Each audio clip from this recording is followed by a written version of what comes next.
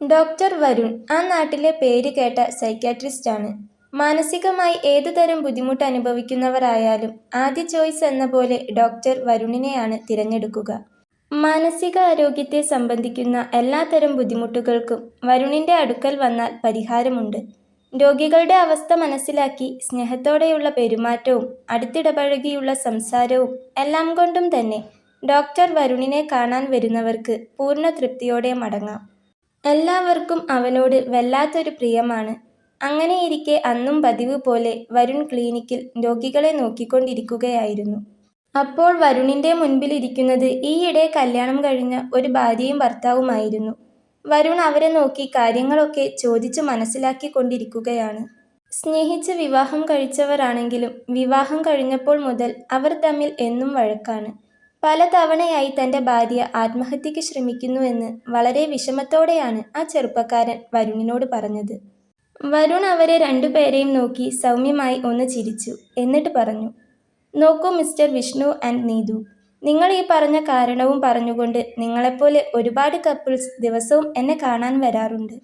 ദാമ്പത്യ ജീവിതമാകുമ്പോൾ ചെറിയ ചില ഇണക്കങ്ങളും പിണക്കങ്ങളും ഒക്കെ ഉണ്ടാവും. പക്ഷേ അതിനൊക്കെ അപ്പുറത്ത് വാശിയും ദേഷ്യവും നിയന്ത്രിക്കാൻ കഴിയാതെ വരുമ്പോഴാണ് ഇത്തരത്തിലുള്ള പ്രശ്നങ്ങളൊക്കെ ഉണ്ടാകുന്നത്. ആദ്യം വല്ലാത്ത ദേഷ്യം വരും. ചെറിയ എന്തെങ്കിലും കാര്യം മതി ദേഷ്യം കൺട്രോൾ ചെയ്യാൻ കഴിഞ്ഞെന്നു വരില്ല. പിന്നെ വലിയ വഴക്കുണ്ടാകുന്നു. മരിക്കണമെന്ന് തോന്നുന്നു. പങ്കാളിയെ കുറെ ചീത്ത വിളിക്കുന്നു. എല്ലാം കഴിഞ്ഞ് ദേഷ്യവും വാശിയും ഒക്കെ ഒതുങ്ങുമ്പോൾ കഴിഞ്ഞുപോയ പെരുമാറ്റം ആലോചിച്ച് വല്ലാത്ത വിഷമം വരും. ഇത് ശരിക്കും പറഞ്ഞാൽ ഒരു മാനസിക രോഗമൊന്നുമല്ല, ഒരവസ്ഥയാണ്. മനസ്സിനെ കൺട്രോൾ ചെയ്യാൻ കഴിയാത്ത വല്ലാത്തൊരു തരം അവസ്ഥ. നിങ്ങളിപ്പോൾ ചെറിയ പ്രായമാണ്. ശരിക്ക് പറഞ്ഞാൽ ചികിത്സിച്ചാലും ഇല്ലെങ്കിലും ഒരു 10-35 വയസ്സൊക്കെ ആകുമ്പോഴേക്കും നീതുവിന്റെ ഈ ദേഷ്യവും വാശിയും ഒക്കെ അങ്ങ് മാറും. പിന്നെ നിങ്ങളിപ്പോൾ ജീവിതം തുടങ്ങിയിട്ടേയുള്ളൂ. ഈ അടിപിടിയും വഴക്കുമൊക്കെ നിങ്ങൾക്ക് എത്രത്തോളം ബുദ്ധിമുട്ടുണ്ടാക്കുന്നുണ്ടെന്ന് എനിക്ക് മനസ്സിലാക്കാവുന്നതേയുള്ളൂ. ഒരു ഡോക്ടർ എന്ന നിലയിൽ അതിന്റെ തീവ്രത എനിക്ക് വ്യക്തമായി അറിയാം. അതുകൊണ്ട് നീതു തന്നെ പറയൂ, മരുന്ന് കഴിക്കണോ അതോ കൗൺസിലിംഗ് വേണോ? ഡോക്ടർ വരുൺ അവരോട് ചോദിച്ചു. വിഷ്ണുവും നീതുവും അപ്പോൾ പരസ്പരം മുഖത്തോട് മുഖം നോക്കി. ഏതാ ഡോക്ടർ ബെറ്റർ? മരുന്ന് കഴിക്കുന്നതാണ് നല്ലതെങ്കിൽ ഞങ്ങൾക്ക് അത് മതി. വിഷ്ണു ആണ് ഉത്തരം പറഞ്ഞത്. അങ്ങനെയൊന്നുമില്ല. മരുന്ന് കഴിക്കുന്നതും കൗൺസിലിംഗ് ചെയ്യുന്നതും രണ്ടും ഒരേ എഫക്റ്റാണ്. പിന്നെ നീതു പറയട്ടെ. അവളുടെ താല്പര്യമനുസരിച്ച് എന്താണെന്ന് വെച്ചാൽ ചെയ്യാം. നീതുവിനാണ് പ്രശ്നം. അതുകൊണ്ട് മരുന്ന് കഴിക്കാനാണ് താല്പര്യമെങ്കിൽ ഞാൻ മരുന്ന് എഴുതാം. അല്ലെങ്കിൽ ഞാൻ നല്ലൊരു സൈക്യാട്രിസ്റ്റിനെ കണക്ട് ചെയ്തു തരാം. അവിടെ പോയി നിങ്ങൾക്ക് കൗൺസിലിംഗ് എടുക്കാം. രണ്ടായാലും ഒരേ എഫക്റ്റാണ്. വരുൺ ചിരിച്ചുകൊണ്ട് പറഞ്ഞു. കൗൺസിലിംഗ് വേണ്ട ഡോക്ടർ. ആരുപദേശിച്ചാലും ഇവള് ശരിയാകുമെന്ന് തോന്നുന്നില്ല, വിഷ്ണു പറഞ്ഞു.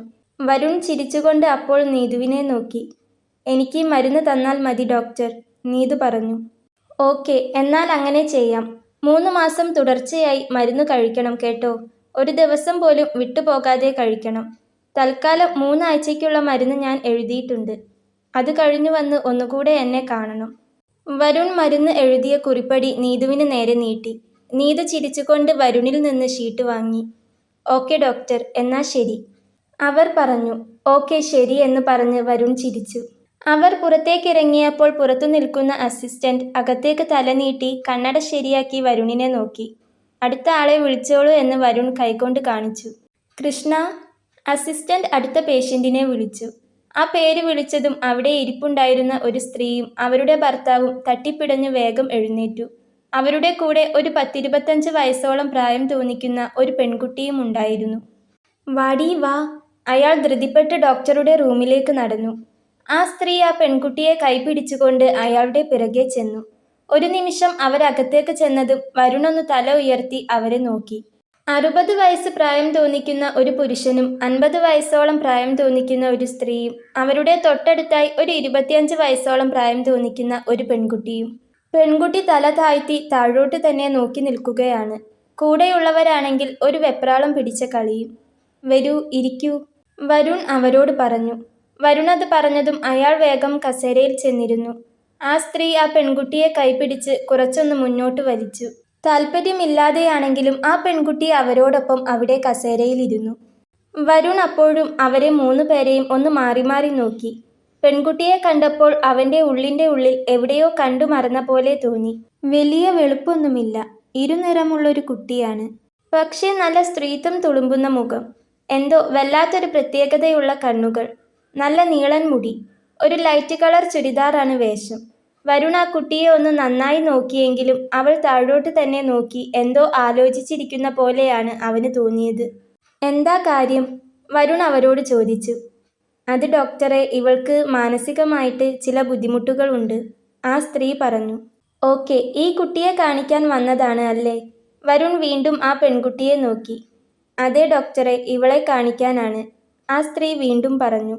അത് ഓക്കെ, മനസ്സിലായി. കാര്യം എന്താണ്, പറഞ്ഞോളൂ, വരുൺ ചോദിച്ചപ്പോൾ ആ സ്ത്രീ ഒന്ന് പരുങ്ങിക്കളിച്ചു. അപ്പോൾ കൂടെയുണ്ടായിരുന്ന അയാൾ അതിനിടയിൽ കയറി പറഞ്ഞു. നീ പറയണ്ട, ഞാൻ പറഞ്ഞോളാം. ഡോക്ടർ സാറേ, ഇവൾക്ക് മനസ്സിന് ചില ബുദ്ധിമുട്ടുകൾ ഉണ്ട്. ഇടയ്ക്ക് ഒരു ഭ്രാന്ത് വരാനുണ്ട്. അത് വന്നു കഴിഞ്ഞാൽ ഇവൾ എല്ലാവരെയും ഉപദ്രവിക്കും. വല്ലാതെ ഒച്ച വെച്ച് അലറി വിളിക്കും.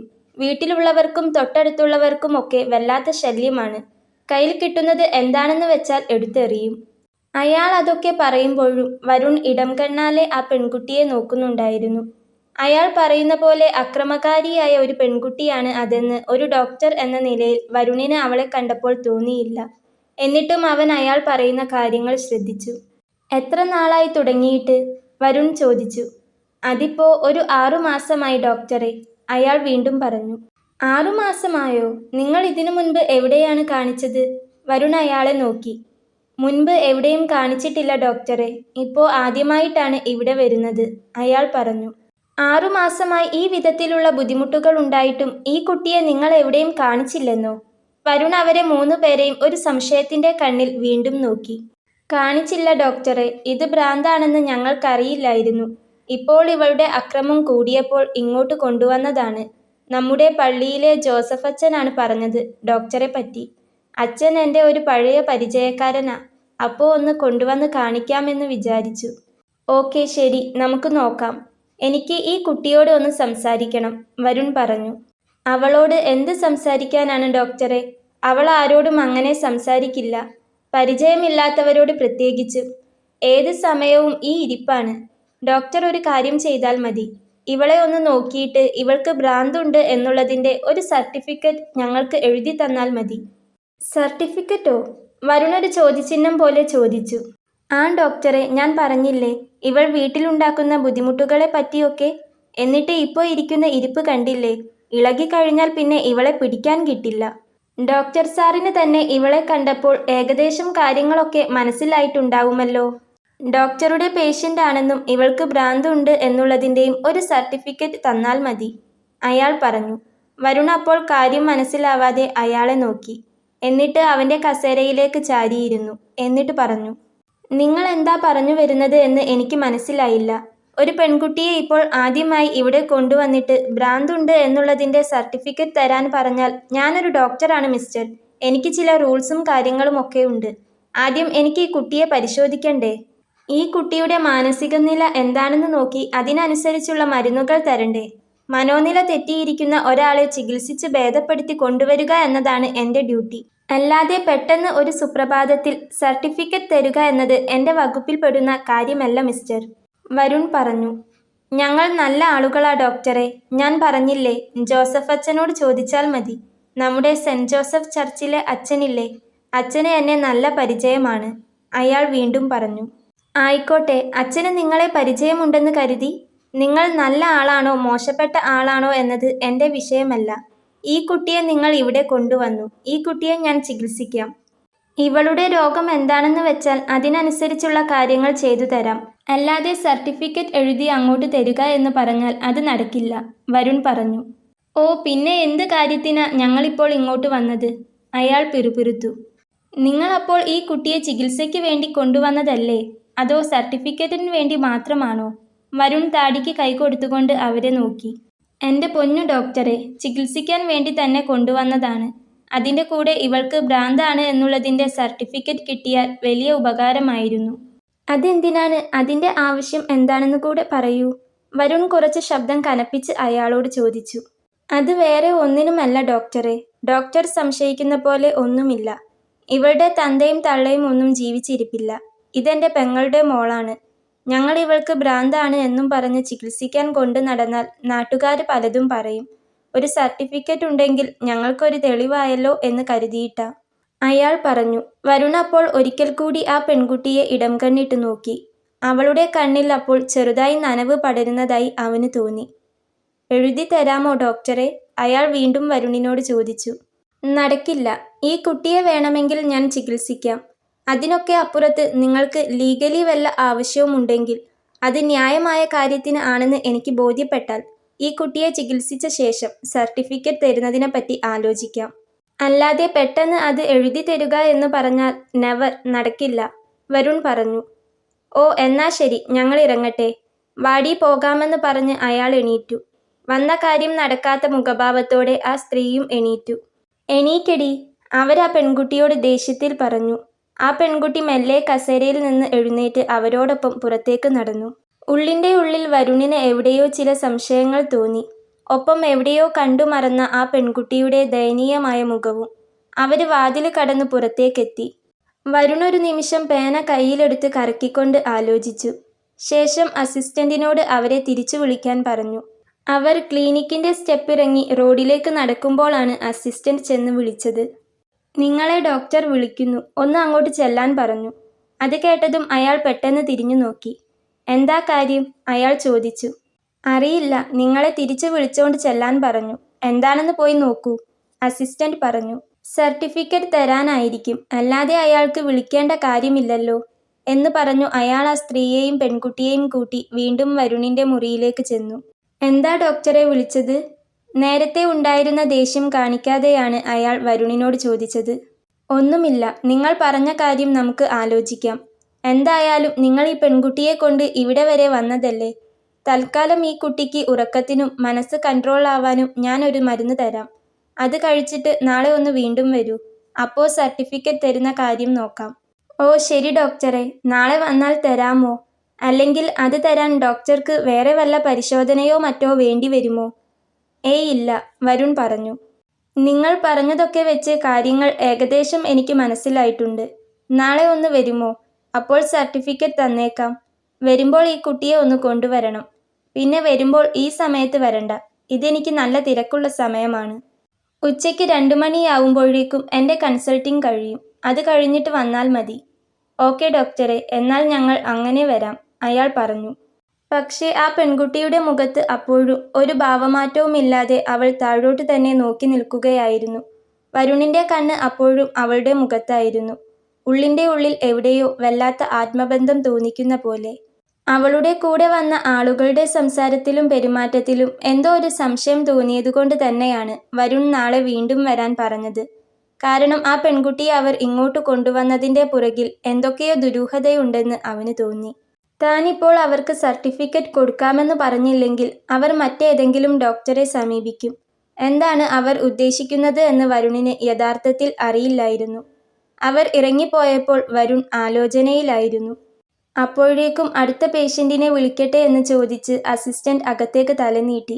ഹാ, വിളിച്ചോളൂ എന്ന് പറഞ്ഞ് വരുൺ സമ്മതം മൂളി. ഉച്ചയ്ക്ക് ഭക്ഷണം കഴിക്കാൻ പോകുന്നതിന് മുൻപേ തന്നെ ഒരു 12ഓളം പേരെ അവന് നോക്കാനുണ്ടായിരുന്നു. അതിൽ 2 ആളുകൾ മാത്രമേ പുതിയ പേഷ്യൻസ് ഉണ്ടായിരുന്നുള്ളൂ. ബാക്കിയുള്ളവരൊക്കെ പഴയ ആളുകൾ തന്നെ ആയതുകൊണ്ട് വേഗത്തിൽ മരുന്ന് എഴുതി കൊടുക്കാൻ സാധിച്ചു. പുതിയ 2 ആളുകളുടെ കേസ് മനസ്സിലാക്കിയെടുത്ത് അവർക്ക് മരുന്ന് എഴുതുമ്പോഴേക്കും കുറച്ച് വൈകി. എല്ലാം കഴിഞ്ഞ് 2:30യോടെയാണ് അവൻ ഭക്ഷണം കഴിക്കാനായി എഴുന്നേറ്റത്. അവൻ റൂമിൽ കൊണ്ടുവച്ചിട്ടുണ്ടായിരുന്ന ബോട്ടിലിൽ നിന്ന് വെള്ളം എടുത്ത് കുടിച്ചു. ശേഷം കാറിൻ്റെ കീയും എടുത്ത് പുറത്തേക്കിറങ്ങി. ദാസേട്ടാ, ഈ വരുന്ന 18-ാം തീയതി ആർക്കും ബുക്കിംഗ് കൊടുക്കേണ്ട കേട്ടോ. അന്നെനിക്ക് എൻ്റെ ഒരു ഫ്രണ്ടിൻ്റെ കല്യാണമുണ്ട്. ആ ഡേറ്റിന് ബുക്കിങ്ങിന് വിളിക്കുന്നവരോട് ഇപ്പോഴേ ബുക്കിംഗ് ഇല്ല എന്ന് പറഞ്ഞാൽ മതി. അസിസ്റ്റന്റിന് നിർദ്ദേശം കൊടുത്തുകൊണ്ട് അവൻ പുറത്തേക്കിറങ്ങി. കാർ പാർക്കിങ്ങിൽ ചെന്ന് കാറെടുത്തു. അവൻ പതിവായി ഭക്ഷണം കഴിക്കുന്ന ടൗണിലെ ഫേമസ് ആയ ഹോട്ടലിലേക്കാണ് വരുണിൻ്റെ കാർ ചെന്ന് നിന്നത്. അവൻ കാറിൽ നിന്നിറങ്ങി ഹോട്ടലിലെ AC റൂമിലേക്ക് നടന്നു. അവനെ കണ്ടതും കൗണ്ടറിൽ ഇരിക്കുന്ന മുതലാളി ചിരിച്ചുകൊണ്ട് കൈ കാണിച്ചു. ഡോക്ടർ ഇന്ന് നേരം വൈകിയല്ലോ, അയാൾ ചോദിച്ചു. കുറച്ച് വൈകി, വരുൺ ചിരിച്ചുകൊണ്ട് പറഞ്ഞു. അങ്ങോട്ട് ഇരുന്നോളൂ, അയാൾ വരുണിനോട് പറഞ്ഞു. വരുൺ കുറച്ച് അപ്പുറത്തായുള്ള ഒരു ടേബിളിനരികിൽ ചെന്നിരുന്നു. അപ്പോഴേക്കും ഭക്ഷണം എന്താണ് വേണ്ടത് എന്ന് ചോദിക്കാൻ അവിടുത്തെ സ്റ്റാഫ് എത്തി. ചില ദിവസങ്ങളിൽ വരുൺ സാദാ ചോറും മീൻകറിയുമാണ് കഴിക്കാറുള്ളത്. ചില ദിവസങ്ങളിൽ ബിരിയാണിയാകും. അവിടുത്തെ ഭക്ഷണമെല്ലാം തന്നെ ഒന്നിനൊന്ന് മികച്ചതാണ്. നല്ല വിശപ്പുള്ളതുകൊണ്ട് തന്നെ അന്ന് അവൻ ബിരിയാണിയാണ് ഓർഡർ ചെയ്തത്. അവൻ അവിടെയിരുന്ന് അന്ന് വന്ന ആ ഫാമിലിയെക്കുറിച്ച് ഓർത്തു. ആ പെൺകുട്ടിയുടെ മുഖമായിരുന്നു അവൻ്റെ മനസ്സിൽ തെളിഞ്ഞത്. ഒന്ന് നേരെ നോക്കുക പോലും ചെയ്യാതെ തല താഴ്ത്തിയിട്ടിരിക്കുന്ന കുട്ടി. അവൻ ഒന്നുകൂടെ ആ മുഖം ഓർത്തെടുക്കാൻ ശ്രമിച്ചു. പെട്ടെന്ന് അവന് നെഞ്ചിലെന്തോ കൊളുത്തി വലിയുന്ന പോലെ തോന്നി. ഒരു നിമിഷം പെട്ടെന്ന് അവൻ പോക്കറ്റിൽ നിന്ന് ഫോണെടുത്തു ഗാലറി ഓപ്പൺ ചെയ്തു. അതിലെ ഒരു പഴയ ഫോട്ടോ ആണ് അവൻ ക്ലിക്ക് ചെയ്തത്. കുറേ വർഷങ്ങൾക്ക് മുൻപുള്ള അവൻ്റെ അമ്മയുടെ ഫോട്ടോ. അമ്മയുടെ കയ്യിൽ അന്ന് 4 വയസ്സോളം പ്രായമുള്ള വരുണും ഉണ്ടായിരുന്നു. പെട്ടെന്ന് അവൻ അവൻ്റെ അമ്മയുടെ മുഖത്തേക്ക് സൂം ചെയ്തു നോക്കി. വർഷങ്ങൾക്ക് മുൻപ് മരണപ്പെട്ടു പോയതാണെങ്കിലും അമ്മയുടെ മുഖം എപ്പോഴും അവൻ്റെ മനസ്സിലുണ്ടായിരുന്നു. ആ ഫോട്ടോ സൂം ചെയ്തു നോക്കിയപ്പോൾ ഇന്ന് കയറി വന്ന ആ പെൺകുട്ടിയുടെ മുഖം അതേപോലെ തന്നെ അവനെ ഓർമ്മിപ്പിച്ചു. തൻ്റെ അമ്മയെപ്പോലെ തന്നെ. ഒറ്റ നോട്ടത്തിൽ കണ്ടപ്പോൾ മുതൽ ആ കുട്ടി മനസ്സിൽ അങ്ങനെ നിൽക്കുന്നുണ്ടായിരുന്നു. അതെ, എൻ്റെ അമ്മയുടെ മുഖം. അമ്മയുടെ രൂപം മനസ്സിൻ്റെ അടിത്തട്ടിൽ പണ്ടേ പതിഞ്ഞു പോയതാണ്. എന്നാലും ആ കുട്ടിയെ കണ്ടപ്പോൾ അമ്മയുമായി സാദൃശ്യമുണ്ടെന്ന് ഓർമ്മ വരാൻ വൈകി. അവൻ മനസ്സിലോർത്തു. അപ്പോഴേക്കും അവനു മുൻപിൽ ഭക്ഷണം എത്തിയിരുന്നു. അവൻ ഒന്നുകൂടെ ഫോണിൻ്റെ സ്ക്രീനിലേക്ക് നോക്കിയ ശേഷം ഫോൺ പോക്കറ്റിൽ വെച്ചു. ശേഷം ഭക്ഷണം കഴിച്ചു. അന്ന് വീട്ടിലെത്തി ഉറങ്ങാൻ കിടക്കുമ്പോഴും വരുണിൻ്റെ ചിന്ത അവളെക്കുറിച്ചായിരുന്നു.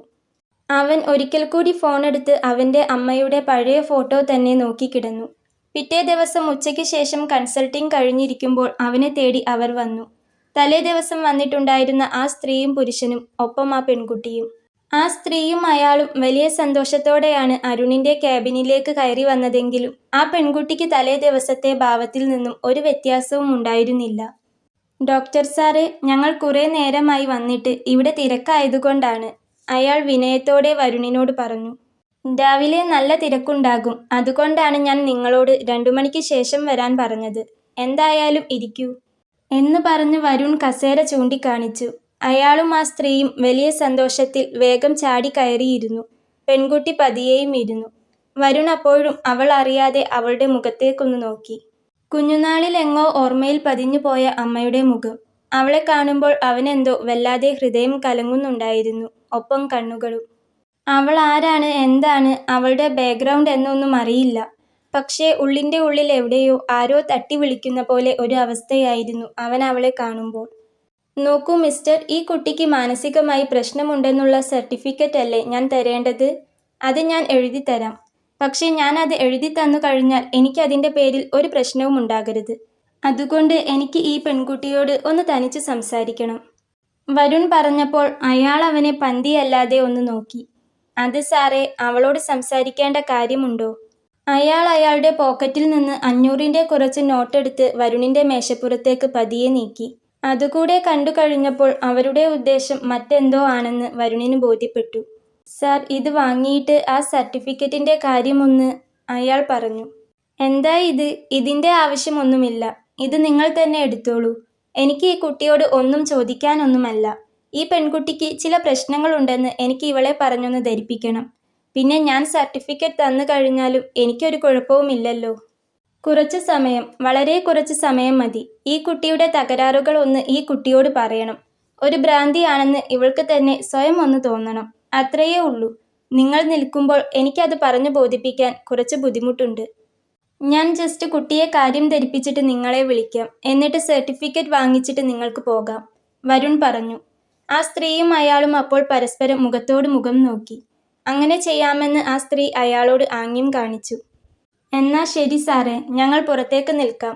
സാർ എന്താണെന്ന് വെച്ചാൽ പറഞ്ഞു കഴിഞ്ഞിട്ട് ഞങ്ങളെ വിളിച്ചാൽ മതി, അവർ പറഞ്ഞു. ഓക്കെ, വരുണും പറഞ്ഞു. സ്ത്രീയും അയാളും വലിയ താല്പര്യമില്ലാതെ അവളെ അവിടെ ഇരുത്തിക്കൊണ്ട് പുറത്തേക്ക് ഇറങ്ങി. വരുൺ അപ്പോൾ അവൻ്റെ കസേരയിലിരുന്ന് ഒരു മേശയ്ക്കപ്പുറം ഇരിക്കുന്ന അവളെ നന്നായി ഒന്ന് നോക്കി. അവൾ അപ്പോഴും തല താഴ്ത്തിയിട്ട് എന്തോ ആലോചനയിൽ അങ്ങനെ ഇരിക്കുകയായിരുന്നു. വരുൺ കസേരയിൽ നിന്ന് എണീറ്റു. ഞാൻ ഈ വാതിലൊന്ന് ലോക്ക് ചെയ്യുന്നുണ്ട് കേട്ടോ. കുട്ടി പേടിക്കേണ്ട, മറ്റൊന്നിനുമല്ല. പുറത്തുനിന്ന് പെട്ടെന്ന് ആരെങ്കിലും കയറി വന്നാൽ എനിക്കതൊരു ബുദ്ധിമുട്ടാകും, അതുകൊണ്ടാണ്, വരുൺ പറഞ്ഞു.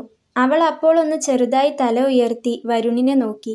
വരുൺ നേരെ ചെന്ന് ഡോർ ലോക്ക് ചെയ്തു തിരികെ വന്നു. ശേഷം അവളുടെ തൊട്ടടുത്തായി ഇട്ടിരിക്കുന്ന കസേര വലിച്ചിട്ട് അവളുടെ അടുത്തേക്കിരുന്നു. ആ പെൺകുട്ടി അപ്പോൾ എന്തോ ഓർത്തുകൊണ്ട് അങ്ങനെ തന്നെ ഇരിക്കുകയായിരുന്നു. വരുൺ അവളുടെ മുഖത്തേക്ക് ഒന്നുകൂടി നോക്കി. എന്നിട്ട് മെല്ലെ പറഞ്ഞു തുടങ്ങി. നോക്കൂ കുട്ടി, കൃഷ്ണ എന്നല്ലേ പേര്? ഞാൻ ബുക്കിങ്ങിൽ വായിച്ചു. അപ്പോൾ കൃഷ്ണ, ഞാൻ നേരത്തെ അവരോട് പറഞ്ഞതുപോലെ കുട്ടിയെ ഒരു മാനസിക രോഗിയായി ചിത്രീകരിക്കാനും അവർക്ക് സർട്ടിഫിക്കറ്റ് എഴുതി കൊടുക്കാനുമല്ല ഞാൻ കൃഷ്ണയോട് സംസാരിക്കണം എന്ന് പറഞ്ഞത്. കുറച്ചു കാലമായേ ഉള്ളൂ ഞാൻ ഈ പ്രൊഫഷനിൽ ഇരിക്കാൻ തുടങ്ങിയിട്ട്. എങ്കിലും ഒരുപാട് രോഗികളെ ഇതിനകം ഞാൻ കണ്ടു കഴിഞ്ഞിട്ടുണ്ട്, ചികിത്സിച്ചിട്ടുണ്ട്. ഒരുപാട് അച്ഛനമ്മമാരും ബന്ധുക്കളും ഒക്കെയായി പല പെൺകുട്ടികളെയും എൻ്റെ അടുത്ത് ട്രീറ്റ്മെൻറ്റിന് കൊണ്ടുവന്നിട്ടുണ്ട്. എല്ലാവരുടെയും ഉദ്ദേശം അവരുടെ മക്കൾക്ക് എന്തെങ്കിലും പ്രശ്നമുണ്ടെങ്കിൽ അത് ചികിത്സിച്ചു മാറ്റിയെടുക്കുക എന്നുള്ളതാണ്. തങ്ങളുടെ മക്കൾക്ക് എന്തെങ്കിലും ബുദ്ധിമുട്ടുണ്ടെങ്കിൽ അത് മാനസിക രോഗമാണെന്ന് പുറത്തുള്ളവരറിയാതെ ചികിത്സിച്ചു പെട്ടെന്ന് ഭേദമാക്കാൻ നോക്കുന്നു. പക്ഷേ ഇവിടെ ചികിത്സിക്കുക പോലും വേണ്ട, ഭ്രാന്തിയാണെന്നുള്ള സർട്ടിഫിക്കറ്റ് എഴുതി തന്നാൽ മതി എന്ന് പറഞ്ഞ് ആദ്യമായിട്ടാണ് എൻ്റെ അടുത്ത് ഒരു കൂട്ടർ വരുന്നത്. ഒരു ഡോക്ടർ എന്ന നിലയിൽ അതിൻ്റെ പിന്നിലുള്ള കളി എന്തായിരിക്കുമെന്ന് എനിക്ക് ഊഹിച്ചെടുക്കാവുന്നതേയുള്ളൂ. ആ കാര്യത്തിൽ എനിക്കൊരു ക്ലാരിറ്റി വേണം. അവരോട് ചോദിച്ചാൽ അവർ ഒരിക്കലും സത്യം പറയുമെന്ന് തോന്നുന്നില്ല. അവരുടെ ഉദ്ദേശം മറ്റെന്തോ ആണെന്ന് ഇന്ന് പൈസ വെച്ച് നീട്ടിയത് കണ്ടപ്പോൾ എനിക്ക് ബോധ്യപ്പെട്ടു. അതുകൊണ്ട് കൃഷ്ണ എന്നോട് സത്യം എന്താണെന്ന് തുറന്നു പറയണം. ഒരു പക്ഷേ കുട്ടിയെ സഹായിക്കാൻ എനിക്കായേക്കാം. ഒന്നുകൊണ്ടും പേടിക്കേണ്ട, ഒരു സഹോദരൻ്റെ സ്ഥാനത്ത് നിന്നാണ് ഞാൻ പറയുന്നതെന്ന് കൂട്ടിക്കോളൂ. കൃഷ്ണ എന്നോട് പറയാൻ പോകുന്ന കാര്യങ്ങളൊന്നും ഒരിക്കലും അവരറിയില്ല. വരുൺ വളരെ സ്നേഹത്തോടെ അവളുടെ മുഖത്തേക്ക് നോക്കി പറഞ്ഞു. കൃഷ്ണ അപ്പോഴും എന്തോ ആലോചനയിലായിരുന്നു. വരുൺ പറഞ്ഞു കഴിഞ്ഞപ്പോൾ അവളൊന്ന് ചെറുതായി അവൻ്റെ മുഖത്തേക്ക് നോക്കി. വരുൺ അപ്പോൾ അവളോട് സൗമ്യമായി ചിരിച്ചു. എന്നിട്ട് പറഞ്ഞു, കുട്ടിക്ക് മാനസികമായി എന്തൊക്കെയോ വിഷമങ്ങളുണ്ട്. പക്ഷേ അത് അവർ പറഞ്ഞതുപോലെ ഒരു മെൻ്റലിൻ്റെ സിംറ്റംസ് ആണെന്ന് ഞാൻ കരുതുന്നില്ല. അങ്ങനെ ഒരാളെ കണ്ടു കഴിഞ്ഞാൽ എനിക്ക് വേഗത്തിൽ മനസ്സിലാക്കാവുന്നതേയുള്ളൂ. കൃഷ്ണയുടെ പ്രശ്നം എന്താണെങ്കിലും എന്നോട് തുറന്നു പറയാം. കുട്ടിക്ക് ഭ്രാന്താണെന്നുള്ള സർട്ടിഫിക്കറ്റ് വാങ്ങിയെടുത്തിട്ട് അവർക്കെന്താ പ്രയോജനം? അവരെന്താ ഉദ്ദേശിക്കുന്നത്? വരുൺ അവളോട് നിരന്തരം ചോദിച്ചു. അത് ഡോക്ടർ, അവൾ എന്തോ പറയാനായി നാവ് പൊക്കിയെങ്കിലും പെട്ടെന്ന് അവസാനിപ്പിച്ചു. എന്താണെങ്കിലും പറയൂ, ഞാൻ പറഞ്ഞല്ലോ, എന്നെ ഒരു സഹോദരനായിട്ട് കണ്ടാൽ മതി. വരുൺ അവളോട് പറഞ്ഞു. അവൾ വരുണിൻ്റെ മുഖത്ത് നിറഞ്ഞ കണ്ണുകളോടെ ഒന്ന് നോക്കി. വല്ലാത്തൊരു വാത്സല്യവും സ്നേഹവും ഒക്കെ അവൻ്റെ സംസാരത്തിൽ തോന്നിയതുകൊണ്ടായിരിക്കണം അവളുടെ 2 കണ്ണുകളും നിറഞ്ഞൊഴുകി. കുട്ടിയെ കരയിപ്പിക്കാൻ വേണ്ടി പറഞ്ഞതല്ല. എന്താണെങ്കിലും എന്നോട് പറഞ്ഞോളൂ. എൻ്റെ പരിധിക്കുള്ളിൽ നിന്ന് ചെയ്തു തരാൻ പറ്റുന്ന എന്ത് സഹായവും തനിക്ക് ഞാൻ ചെയ്തു തരാം. വരുൺ സ്നേഹത്തോടെ അവളെ നോക്കി. കൃഷ്ണ അപ്പോൾ നിറഞ്ഞ കണ്ണു തുടച്ചുകൊണ്ട് വരുണിനോട് പറഞ്ഞു. എനിക്ക് ഭ്രാന്തില്ല ഡോക്ടർ, എനിക്ക് ഭ്രാന്തില്ല. അതെനിക്കറിയാം. ഞാൻ പറഞ്ഞല്ലോ, കൃഷ്ണയെ ഒരു ഭ്രാന്തിയായിട്ടല്ല ഞാൻ കാണുന്നത്. കുട്ടിയുടെ അവസ്ഥ എന്താണെങ്കിലും തുറന്നു പറഞ്ഞോളൂ. വരുൺ വീണ്ടും പറഞ്ഞു. ഒരു നിമിഷം അവൾ വരുണിൻ്റെ കണ്ണിലേക്ക് നോക്കി. എന്നിട്ട് മെല്ലെ പറഞ്ഞു. എനിക്ക് ആരുമില്ല ഡോക്ടർ. അച്ഛനും അമ്മയും ഒന്നുമില്ല. അമ്മയെ കണ്ട ഓർമ്മ പോലും എനിക്കില്ല. അച്ഛനായിരുന്നു എൻ്റെ എല്ലാം. അമ്മ ഇല്ലാത്തതിൻ്റെ ഒരു കുറവും അറിയിക്കാതെയാണ് അച്ഛൻ എന്നെ വളർത്തിയത്. അച്ഛന് ഹാർട്ടിൻ്റെ ചില പ്രശ്നങ്ങളുണ്ടായിരുന്നു. ഇപ്പോൾ ഒരു 2 ആഴ്ച മുൻപേ അച്ഛൻ സുഖമില്ലാതെ മരണപ്പെട്ടു പോയി. അതിനുശേഷമാണ് അമ്മയുടെ സഹോദരനായ ഇയാളും ഭാര്യയും എന്നെ തിരക്കി വന്നത്. ആരുമില്ലാത്ത എനിക്ക് സഹായത്തിന് എന്ന പോലെ എൻ്റെ വീട്ടിൽ വന്നുകൂടി. പക്ഷേ പതിയെ പതിയെ അവരുടെ ഭാവം മാറുകയായിരുന്നു. എനിക്ക് ഭ്രാന്താണെന്ന് വരുത്തി തീർത്ത് എനിക്ക് അവകാശപ്പെട്ട സ്വത്തുക്കളും മറ്റുമൊക്കെ തട്ടിയെടുക്കാനാണ് അവരുടെ പ്ലാൻ. അതിന് എന്നെ ഒരു ഭ്രാന്തിയാക്കി മാറ്റാൻ ശ്രമിച്ചുകൊണ്ടിരിക്കുകയാണ്. അവർ ഡോക്ടറോട് പറഞ്ഞതൊക്കെ കള്ളമാണ്. 6 മാസം മുൻപേ ഞാൻ വയലൻ്റ് ആവാൻ തുടങ്ങിയെന്ന് പറഞ്ഞത് പച്ചക്കള്ളമാണ്. അവരെൻ്റെ അടുത്ത് വന്നിട്ട് കഷ്ടിച്ച് 2 ആഴ്ച ആകുന്നേ ഉള്ളൂ. എന്ത് ചെയ്യണമെന്ന് എനിക്കറിയില്ല ഡോക്ടർ. അവൾ അത്രയും പറഞ്ഞു കഴിയുമ്പോഴേക്കും പൊട്ടിക്കരഞ്ഞു പോയിരുന്നു. ഹേയ് കൃഷ്ണ, കരയാതിരിക്കൂ. അവർ അങ്ങനെയൊക്കെ പറഞ്ഞെന്ന് കരുതി താൻ അവരെ അനുസരിച്ച് നിന്നുകൊടുക്കേണ്ട യാതൊരു കാര്യവുമില്ല. പോലീസിൽ പരാതിപ്പെടാമല്ലോ, അല്ലെങ്കിൽ മറ്റാരോടെങ്കിലും പറയാം. എന്തിനാണ് അവരെ ഇത്ര ഭയക്കുന്നത്? കൃഷ്ണയ്ക്ക് ബന്ധുക്കളായി മറ്റാരുമില്ലേ? വരുൺ അവളോട് ചോദിച്ചു. ആരുമില്ല ഡോക്ടർ. അമ്മയുടെ ആളുകളായി ഇവരൊക്കെയേ ഉള്ളൂ. അച്ഛന് പിന്നെ മറ്റ് ബന്ധുക്കളൊന്നും ഉണ്ടായിരുന്നില്ല. ഞാൻ പറഞ്ഞില്ലേ, അച്ഛൻ മരിച്ച വിവരം അറിഞ്ഞാണ് ഇവരെൻ്റെ വീട്ടിലെത്തിയത്. എന്നെ സഹായിക്കാൻ എന്നും പറഞ്ഞു അടുത്തുകൂടി. ഞാൻ കുളിക്കുന്ന ബാത്റൂം ഫോട്ടോസ് കയ്യിലുണ്ടെന്നാണ് അവർ പറയുന്നത്. ഞാൻ അറിയാതെ ക്യാമറ വെച്ച് എടുത്തതാണെന്ന്. അവര് പറയുന്നതിനൊക്കെ അനുകൂലിച്ചു നിന്നില്ലെങ്കിൽ അതൊക്കെ പലർക്കുമായി അയച്ചു കൊടുക്കുമെന്ന് ഭീഷണിപ്പെടുത്തുന്നു. എനിക്കറിയില്ല ഡോക്ടർ, എന്തു ചെയ്യണമെന്ന് എനിക്കറിയില്ല. അവൾ കരഞ്ഞുകൊണ്ട് പറഞ്ഞത് അത്രയും വരുൺ കേട്ടുനിന്നു. ശേഷം ഒരു നിമിഷം അവളെ തന്നെ നോക്കി എന്തോ ആലോചിച്ചു. എന്നിട്ട് പറഞ്ഞു, കൃഷ്ണയ്ക്ക് എന്നെ വിശ്വാസമുണ്ടോ? ഞാൻ കൃഷ്ണയുടെ ആരുമല്ല. പക്ഷേ കൃഷ്ണ ഒരു വാക്ക് പറയുകയാണെങ്കിൽ തന്നെ രക്ഷിക്കാനുള്ള വഴി ഞാനുണ്ടാക്കാം. ഇന്നലെ തന്നെ എനിക്ക് എന്തോ സംശയം തോന്നിയിരുന്നു. ഞാൻ സർട്ടിഫിക്കറ്റ് എഴുതിക്കൊടുത്തില്ലെങ്കിൽ അവർ മറ്റേതെങ്കിലും ഡോക്ടറെ കണ്ട് പൈസ കൊടുത്ത് അത് തരപ്പെടുത്തുമെന്ന് എനിക്ക് തോന്നി.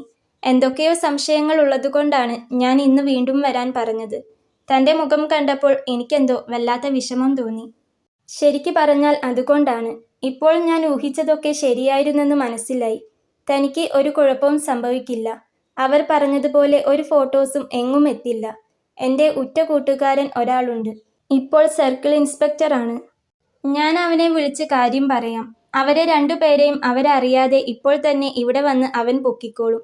ഇനി കൃഷ്ണ പേടിക്കുന്ന പോലെ അങ്ങനെ വല്ല ഫോട്ടോസോ വീഡിയോസോ അവരുടെ കയ്യിലുണ്ടെങ്കിൽ തന്നെ അത് അവൻ വാങ്ങിച്ചെടുത്ത് നശിപ്പിച്ചോളും. ചിലപ്പോൾ അങ്ങനെയൊന്നും ഉണ്ടാവാൻ വഴിയില്ല. തന്നെ പേടിപ്പിച്ചു നിർത്താൻ വേണ്ടി വെറുതെ പറഞ്ഞുണ്ടാക്കിയതായിരിക്കും. തനിക്ക് എന്നെ വിശ്വസിക്കാമെങ്കിൽ എന്ത് സഹായത്തിനും ഞാനുണ്ടാകും. വരുൺ അത് പറയുമ്പോൾ കൃഷ്ണ അവിടെ കസേരയിലിരുന്ന് മുഖം പൊത്തി കരയുകയായിരുന്നു. എനിക്ക് ആരുമില്ല ഡോക്ടർ, എന്നെ രക്ഷിക്കണം. ഡോക്ടർക്ക് പുണ്യം കിട്ടും. അവരെന്നെ ഏതെങ്കിലും ഭ്രാന്താശുപത്രിയിൽ അടയ്ക്കും. എങ്ങനെയെങ്കിലും അവർക്കിടയിൽ നിന്ന് എന്നെ ഒന്ന് രക്ഷിച്ചു തരണം. അവൾ സ്വരം ഇടറി കരഞ്ഞുകൊണ്ട് പറഞ്ഞു. വരുൺ അപ്പോൾ തന്നെ അവൻ്റെ കസേരയിൽ നിന്ന് എഴുന്നേറ്റു. മൊബൈൽ എടുത്ത് അവൻ്റെ കൂട്ടുകാരനായ CI രഞ്ജനെ വിളിച്ചു കാര്യങ്ങളൊക്കെ അവനോട് പറഞ്ഞു. എല്ലാം പറഞ്ഞു കഴിഞ്ഞ ശേഷം ഫോൺ കട്ട് ചെയ്തു. കൃഷ്ണ, ഞാൻ സ്റ്റേഷനിൽ വിളിച്ച് കാര്യം പറഞ്ഞിട്ടുണ്ട്. അവര് പുറത്തിരിക്കുകയല്ലേ. പോലീസ് വന്ന് അവരെ കൊണ്ടുപോയിക്കോളും. ബാക്കി നമുക്ക് എന്നിട്ട് നോക്കാം. താൻ ഈ വെള്ളം കുടിക്ക് എന്ന് പറഞ്ഞ് അവൻ ടേബിളിൻ്റെ പുറത്തുണ്ടായിരുന്ന ബോട്ടിൽ അവൾക്ക് നേരെ നീട്ടി. അവൾ അപ്പോൾ വരുണിൻ്റെ മുഖത്തേക്ക് ഒന്നുകൂടെ നോക്കി. കണ്ണ് തുടയ്ക്ക്, എന്നിട്ട് ഈ വെള്ളം കുടിക്ക്. ഒന്നും പേടിക്കേണ്ട, ഞാനല്ലേ പറയുന്നത്. ആരോരുമില്ലാത്ത ആ പാവം പെൺകുട്ടിക്ക് വരുണിൻ്റെ സംസാരവും വാത്സല്യവും ഒക്കെ കണ്ടപ്പോൾ എന്തോ വല്ലാത്തൊരു ആശ്വാസം തോന്നി. അവൾ അവളുടെ നിറഞ്ഞ കണ്ണു ചെറുതായി തുടച്ചു. എന്നിട്ട് വരുണിൻ്റെ കയ്യിൽ നിന്ന് ആ ബോട്ടിൽ വാങ്ങി പകുതിയോളം വെള്ളം കുടിച്ചു. അവൾക്ക് അത്രമേൽ ദാഹമുണ്ടായിരുന്നു എന്ന് വരുണിനത് കണ്ടപ്പോൾ മനസ്സിലായി. അതേസമയം പുറത്ത് അയാളുടെയും ആ സ്ത്രീയുടെയും ക്ഷമ നശിച്ചിരിക്കുകയായിരുന്നു. എടീ, ആ ചെക്കൻ അവളോട് എന്തൊക്കെയോ പറയാനുണ്ടെന്നും പറഞ്ഞിട്ട് കുറേ നേരമായല്ലോ. നമുക്കൊന്ന് പോയി നോക്കിയാലോ? അയാൾ ആ സ്ത്രീയോട് പറഞ്ഞു. ഏയ് വേണ്ട, അവൾ ഭ്രാന്തിയാണെന്ന് ഡോക്ടർ അവളെ പറഞ്ഞ് മനസ്സിലാക്കുകയായിരിക്കും. അതൊരു കണക്കിന് നന്നായി. ഡോക്ടർക്ക് എന്തെങ്കിലുമൊക്കെ പറയാൻ കാണും. നമ്മൾ എന്തായാലും അതിനിടയിൽ കയറി വെറുതെ കുളമാക്കണ്ട. പിന്നെ ജോസഫച്ചൻ പറഞ്ഞിട്ട് വന്നതാണെന്ന് പറഞ്ഞതുകൊണ്ടായിരിക്കും ഡോക്ടർ നമ്മളെ തിരികെ വിളിച്ചത്. ഇതു കഴിഞ്ഞ് അവളെ ഏതെങ്കിലും മൂലയ്ക്ക് തളച്ചിടാം. പിന്നെ അവളുടെ അമ്മയുടെ പേരിലുള്ള വസ്തുവകകൾക്ക് അവകാശം നമ്മൾക്കല്ലാതെ വേറെ ആർക്കാ? ഹോ, എനിക്ക് അതൊക്കെ ഓർക്കുമ്പോൾ തന്നെ കുളിര് കോരുന്നു, ആ സ്ത്രീ അയാളോട് പറഞ്ഞു. നീ ഒന്ന് അടങ്ങിയിരിക്കടി. ഞാനും ആ ആനന്ദത്തിലാണ്. കാലന് അവളുടെ തന്തയെ വേഗത്തിൽ കെട്ടിയെടുക്കാൻ തോന്നിയത് നന്നായി. അതുകൊണ്ടല്ലേ നമുക്കിപ്പോൾ ഇങ്ങനെയൊരു കോൾ ഒത്തുവന്നത്. അയാൾ സന്തോഷിച്ചു. പിന്നെ ഈ ബുദ്ധി എൻ്റെ ആണ് കേട്ടോ. സ്വത്ത് കിട്ടിക്കഴിയുമ്പോൾ ആ പരിഗണന എന്തായാലും നിങ്ങൾ എന്നോട് കാണിക്കണം, സ്ത്രീ അയാളോട് പറഞ്ഞു. അങ്ങനെ അവർ രണ്ടുപേരും നല്ല സന്തോഷത്തിലിരിക്കുകയായിരുന്നു. അപ്പോഴാണ് വരുണിൻ്റെ ഫ്രണ്ടായ CI രഞ്ജൻ അങ്ങോട്ട് കയറി വന്നത്. യൂണിഫോമിൽ അങ്ങോട്ട് കയറി വന്ന രഞ്ജനെ കണ്ടതും ആ സ്ത്രീയും അയാളും ഒന്ന് പരിഭ്രമിച്ചു. രഞ്ജൻ അവരെ ഒന്ന് ചെറുതായി നോക്കിയ ശേഷം നേരെ ചെന്ന് വരുണിൻ്റെ റൂമിൻ്റെ വാതിലിൽ തട്ടി. തട്ട് കേട്ടതും വരുൺ ചെന്ന് വാതിൽ തുറന്നു കൊടുത്തു. രഞ്ജൻ അകത്തേക്ക് കയറി. എന്താടി പോലീസൊക്കെ? അയാൾ അതും പറഞ്ഞുകൊണ്ട് കാർ പാർക്കിങ്ങിലേക്ക് നോക്കി. എടീ, ജീപ്പുമുണ്ട് പുറത്ത്. നമുക്ക് മുങ്ങിയാലോ? ഇനി നമുക്കിട്ട് വല്ല പണിയുമായിരിക്കുമോ? അയാൾ ഭാര്യയോട് ചോദിച്ചു. ഹോ, മിണ്ടാതിരി മനുഷ്യ. നമുക്കിട്ട് എന്ത് പണിയാനാ? നമ്മുടെ പ്ലാനിങ് വല്ലതും അതിന് ആർക്കെങ്കിലും അറിയുമോ? എനിക്ക് തോന്നുന്നു ഈ പോലീസുകാരന് ചിലപ്പോൾ ഭ്രാന്തായിരിക്കും. അവൻ ചിലപ്പോൾ സ്ഥിരമായി ഇവിടെ കാണിക്കുന്ന പേഷ്യൻ്റ് വല്ലതുമായിരിക്കും. അതുകൊണ്ടല്ലേ ഡോക്ടറുടെ റൂമിലേക്ക് കയറിപ്പോയത്. വേറെ വല്ല കാര്യത്തിനുമാണെങ്കിലും നമ്മളെ ഇവിടെ കണ്ടില്ലേ, നമ്മളെ ചോദ്യം ചെയ്യില്ലേ. ഇത് അതൊന്നുമല്ല. ആ സ്ത്രീ അയാളോട് പറഞ്ഞു. ഒരു പരുങ്ങലോടെ ആണെങ്കിലും അവർ രണ്ടുപേരും അവിടെയിരുന്നു. അതേസമയം വരുണിന്റെ മുറിയിൽ ചെന്നതും രഞ്ജൻ കൃഷ്ണയെ ഒന്ന് നോക്കി. രഞ്ജനെ കണ്ടതും കലങ്ങിയ കണ്ണുകളോടെ അവൾ കസേരയിൽ നിന്ന് വേഗം എഴുന്നേറ്റ് നിന്നു. കുട്ടി അവിടെ ഇരുന്നോളൂ. അപ്പുറത്തിരിക്കുന്ന പാർട്ടീസാണോ വരുൺ? രഞ്ജൻ വരുണിനോട് ചോദിച്ചു. അതേടാ, അവർ രണ്ടുപേരുമാണ്. ഞാൻ നിന്നോട് കാര്യങ്ങളൊക്കെ പറഞ്ഞില്ലേ? ഭീഷണിപ്പെടുത്തി സ്വത്ത് തട്ടിയെടുക്കാനായിരുന്നു പ്ലാൻ. അച്ഛൻ മരിച്ച ശേഷം ഇവൾക്ക് ഭ്രാന്തായെന്ന് വരുത്തി തീർക്കണം. അതിനാണ് ഇവിടെ കൊണ്ടുവന്നത്, വരുൺ പറഞ്ഞു. രണ്ടിനെയും ഞാൻ പൊക്കിക്കോളാം, ഡോണ്ട് വെറി. അല്ല, ഈ കുട്ടിയെ ഇങ്ങനെ ഒരു അവസ്ഥയിൽ ഇപ്പോൾ എന്തു ചെയ്യും? രഞ്ജൻ വരുണിനോട് ചോദിച്ചു. അത് ഞാൻ നോക്കിക്കോളാമടാ. ഞാൻ ഇവളുമായി സംസാരിച്ചിട്ട് തൽക്കാലം എവിടെയെങ്കിലും താമസം ഏർപ്പാടാക്കാം. അല്ലെങ്കിൽ ഇവൾക്ക് വീട്ടിൽ പോകാനാണ് ഇഷ്ടമെങ്കിൽ അങ്ങനെ ചെയ്യട്ടെ, വരുൺ പറഞ്ഞു. രഞ്ജൻ അപ്പോൾ കൃഷ്ണയുടെ അടുത്തേക്ക് ചെന്നു. എന്നിട്ട് പറഞ്ഞു. കുട്ടി പേടിക്കേണ്ട കേട്ടോ. ഇവനെ വിശ്വസിക്കാം. ഇവൻ ആളൊരു പഞ്ചപാവമാണ്. പിന്നെ അവരുടെ കാര്യം അത് ഞാൻ നോക്കിക്കോളാം. ഇവൻ പറഞ്ഞ പോലെ കുട്ടിയുടെ വല്ല വീഡിയോസോ മറ്റോ അവരുടെ കയ്യിലുണ്ടെങ്കിൽ അത് നശിപ്പിച്ചു കളയുന്ന കാര്യം ഞാൻ ഏറ്റു. എനിക്ക് അവരെ കണ്ടിട്ട് വലിയ ബുദ്ധിയൊന്നുമില്ലാത്ത മണ്ടന്മാരാണെന്നാണ് തോന്നുന്നത്. സ്വത്തിനും പണത്തിനും ആക്രാന്തം മൂത്ത് കാട്ടിക്കൂട്ടിയതായിരിക്കാം. രണ്ടിൻ്റെയും ക്രിമിനൽ മൈൻഡ് ഞാൻ എന്തായാലും അടിച്ചു മടക്കി കൊടുത്തോളാം. റിമാൻഡ് ചെയ്യാനുള്ള വകുപ്പുണ്ട്. കുട്ടിക്ക് എന്തായാലും അവരെക്കൊണ്ട് ഇനി ശല്യമുണ്ടാകില്ല. അത് പറഞ്ഞ് രഞ്ജൻ തൊപ്പി നേരെയാക്കി. വരുണിന് കൈകൊടുത്ത് മുറിയിൽ നിന്ന് പുറത്തേക്കിറങ്ങി. രഞ്ജനെ കണ്ടതും ആ സ്ത്രീയും അയാളും ഒന്ന് ഇരിക്കുന്നിടത്ത് നിന്നും മെല്ലെ ഒന്ന് പൊങ്ങി. രണ്ടാളും ജീപ്പിൽ കയറ്, സ്റ്റേഷൻ വരെ ഒന്ന് പോകണം, രഞ്ജൻ അവരോട് ശബ്ദത്തിൽ പറഞ്ഞു. അവർ ഞെട്ടലോടെ രഞ്ജനെ നോക്കി. ജീപ്പിലോ? എന്താ സാറേ കാര്യം? അവർ ഞെട്ടലോടെ തന്നെ രഞ്ജനെ നോക്കി പതിയെ ചോദിച്ചു. കാര്യമൊക്കെ ഞാൻ അങ്ങ് സ്റ്റേഷനിൽ ചെന്നിട്ട് പറയാം. ഒരു പാവം പെൺകുട്ടിയെ ഭ്രാന്തിയാക്കാൻ നോക്കിയിട്ട് കാര്യം എന്താണെന്നല്ലേ? അപ്പോഴേക്കും അവിടേക്ക് 2 കോൺസ്റ്റബിൾമാർ എത്തിയിരുന്നു. അതിലൊരാൾ ലേഡിയായിരുന്നു. എടോ, ഇവരെ രണ്ടിനെയും പിടിച്ച് ജീപ്പിൽ കയറ്റ്, രഞ്ജൻ അപ്പോൾ അവരോട് പറഞ്ഞു. അപ്പോഴേക്കും സ്ത്രീയും അയാളും വല്ലാതെ പേടിച്ചു പോയിരുന്നു. പോലീസുകാർ ചുറ്റിലും നിൽക്കുന്നതുകൊണ്ട് തന്നെ ഓടി രക്ഷപ്പെടാൻ കഴിഞ്ഞതുമില്ല. സാറേ, ഞങ്ങളൊന്നും ചെയ്തിട്ടില്ല എന്നയാൾ പറയുന്നുണ്ടായിരുന്നെങ്കിലും കോൺസ്റ്റബിൾമാർ അയാളെയും ആ സ്ത്രീയെയും പിടിച്ച് ജീപ്പിനടുത്തേക്ക് കൊണ്ടുപോയി. അവരെ ജീപ്പിൽ കയറ്റിയതും ജീപ്പ് സ്റ്റാർട്ടായി. അവർ പോയി കഴിഞ്ഞപ്പോൾ വരുൺ വീണ്ടും അവളുടെ അടുത്ത കസേരയിൽ ചെന്നിരുന്നു. ഒന്നും പേടിക്കേണ്ട, തനിക്കിനി അവരെക്കൊണ്ട് ഒരു ശല്യവും ഉണ്ടാവില്ല. അവരുടെ കാര്യം ഇനി അവൻ നോക്കിക്കോളും. കൃഷ്ണ ഇപ്പോൾ ഇനി വീട്ടിൽ പോയാലും തനിച്ചല്ലേ? വരുൺ അവളോട് ചോദിച്ചു. അതെ, ആരുമില്ല ഡോക്ടർ. എനിക്കെന്തോ സംഭവിച്ചതൊക്കെ ഓർക്കുമ്പോൾ ഒരു ചെറിയ പേടിയുണ്ട്. വീട്ടിൽ ഒറ്റയ്ക്ക് നിൽക്കാൻ പേടിയുണ്ടോ? വരുൺ അവളെ നോക്കി. ഉണ്ട്, അവൾ പതിയെ പറഞ്ഞു. അപ്പോൾ പിന്നെ എന്ത് ചെയ്യും? വരുൺ അവളെ നോക്കി ചിരിച്ചു. അറിയില്ല. CI സാർ പറഞ്ഞതുപോലെ ഡോക്ടർക്ക് കുറച്ചു ദിവസം എന്നെ എവിടെയെങ്കിലും ഒന്ന് താമസിപ്പിക്കാൻ പറ്റുമോ?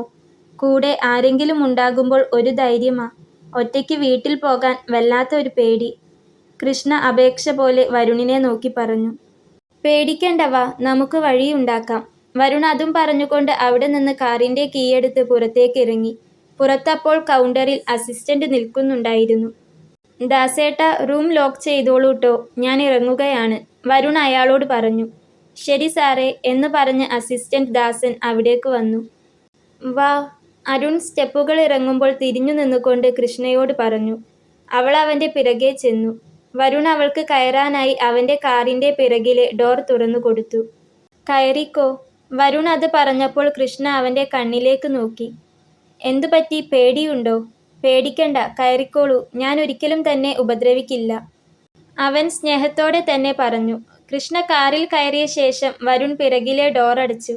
ശേഷം അവൻ ചെന്ന് മുന്നിലെ ഡോർ തുറന്ന് അകത്തു കയറി. കാർ സ്റ്റാർട്ടാക്കി. കാറിൽ കുറഞ്ഞ ശബ്ദത്തിൽ അവൻ പാട്ട് ഓൺ ചെയ്തു. ഒരു രാജമല്ലി വിടരുന്ന പോലെ അലയെഴുതി മുന്നിലൊരു മുഖം എന്ന ഗാനം വളരെ നേരിയ ശബ്ദത്തിൽ പ്ലേ ആയിക്കൊണ്ടിരുന്നു. കാറിനുള്ളിലെ AC-യുടെ തണുപ്പും ആ ഗാനത്തിൻ്റെ മനോഹാരിതയും അവരുടെ രണ്ടുപേരുടെ മനസ്സിലും വല്ലാത്തൊരു കുളിര് തോന്നിപ്പിച്ചു. വലിയൊരു അപകടത്തിൽ നിന്ന് രക്ഷപ്പെട്ടതിൻ്റെ സമാധാനം ആവോളം ഉണ്ടായിരുന്നു കൃഷ്ണയുടെ മനസ്സിലപ്പോൾ. തൻ്റെ ജീവിതം ഇപ്പോൾ എങ്ങോട്ടാണ് പോകുന്നത്? ആരാ എന്താണെന്ന് പോലും അറിയാത്ത ഒരാളുടെ കൂടെ കാറിൽ. എന്തായാലും അവരുടെ കയ്യിൽ നിന്ന് എന്നെ രക്ഷിക്കാനുള്ള മനസ്സ് കാണിച്ചല്ലോ, നല്ലവനാവും, അവൾ മനസ്സിൽ പറഞ്ഞു. ആ ഒരു ധൈര്യം മാത്രമായിരുന്നു അവളുടെ മനസ്സ് നിറയെ അപ്പോൾ.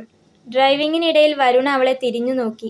എന്നിട്ട് പറഞ്ഞു, കൃഷ്ണ, താൻ പേയിങ് ഗസ്റ്റ് ആയിട്ടൊന്നും തൽക്കാലം എവിടെയും പോയി താമസിക്കേണ്ട. ഹോസ്റ്റലും നോക്കണ്ട. എനിക്ക് അറിയാവുന്ന ഒരു വീടുണ്ട്. പ്രായമായ ഒരു അപ്പച്ചനും അമ്മച്ചിയും മാത്രമേ അവിടുള്ളൂ. കൂട്ടിന് ഒരാളില്ലെന്ന പരാതിയാണ് അവർക്ക് എപ്പോഴും. പാവങ്ങളാണ്.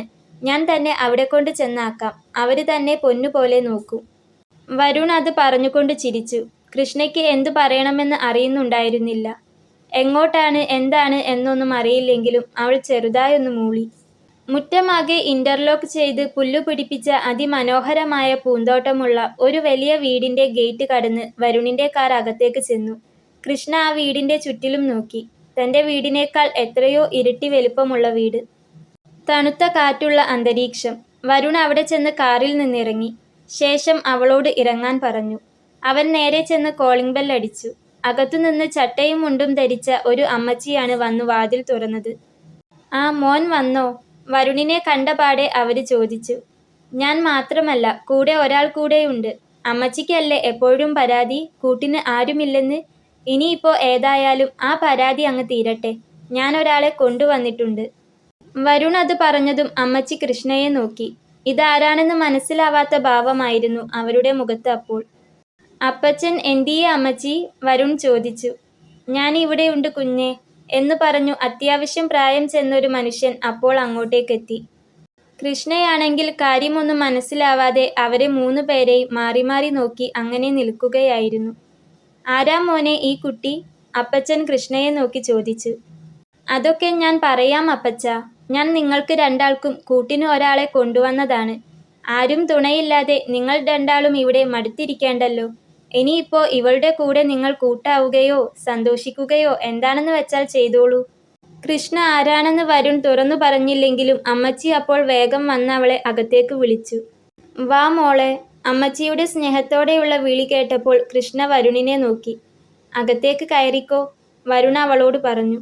കൃഷ്ണ മെല്ലെ കാലുകൾ എടുത്തു വെച്ച് ആ വീടിന്റെ സ്റ്റെപ്പ് കയറി. ഞങ്ങൾ രണ്ടാളും ഭക്ഷണം കഴിച്ചിട്ടില്ലാട്ടോ അമ്മച്ചി. എന്നതാ ഉള്ളതെന്ന് വെച്ചാൽ വേഗം എടുത്തു വെക്കണേ, വരുൺ പറഞ്ഞു. കുഞ്ഞു ഉച്ചയ്ക്ക് വരുമെന്ന് പറഞ്ഞില്ലല്ലോ. പറഞ്ഞിരുന്നാൽ അമ്മച്ചി എന്നതേലും ഒക്കെ ഉണ്ടാക്കി വെച്ചേനെ. രാവിലത്തെ ചിക്കൻ കറിയും ചിക്കൻ വറുത്തതും ഒക്കെ ഇരിപ്പുണ്ട്. അമ്മച്ചി ചോറ് എടുക്കാട്ടോ. മോൻ കൈ കഴുകി വന്നോളൂ, അമ്മച്ചി വരുണിനോട് പറഞ്ഞു.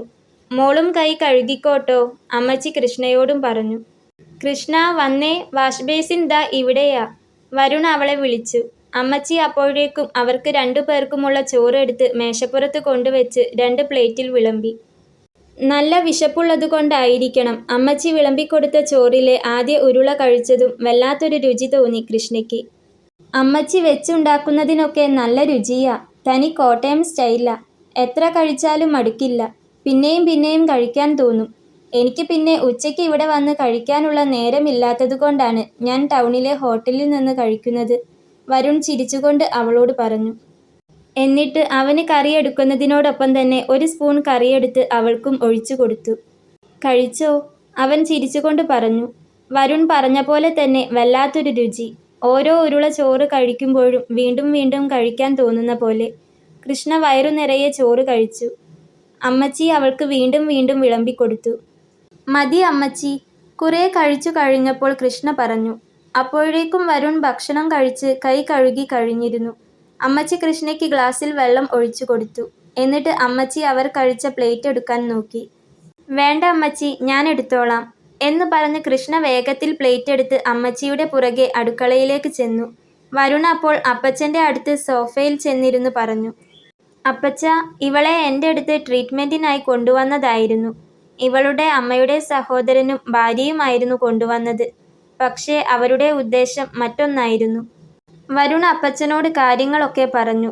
അടുക്കളയിൽ നിന്ന് ഡൈനിങ് ഹാളിലേക്ക് വന്ന അമ്മച്ചിയും അതൊക്കെ കേൾക്കുന്നുണ്ടായിരുന്നു. അടുക്കളയുടെ വാതിൽക്കൽ നിന്ന് കൃഷ്ണയും അതൊക്കെ കേട്ടു. നന്നായി മോനെ, നീ മനസ്സിൽ നന്മയുള്ളവനാ. എൻ്റെ മോൻ എന്ത് ചെയ്താലും അതൊക്കെ ശരിയായിരിക്കുമെന്ന് അപ്പച്ചനറിയാം. നിനക്ക് പുണ്യം കിട്ടും, അപ്പച്ചൻ വരുണിനോട് പറഞ്ഞു.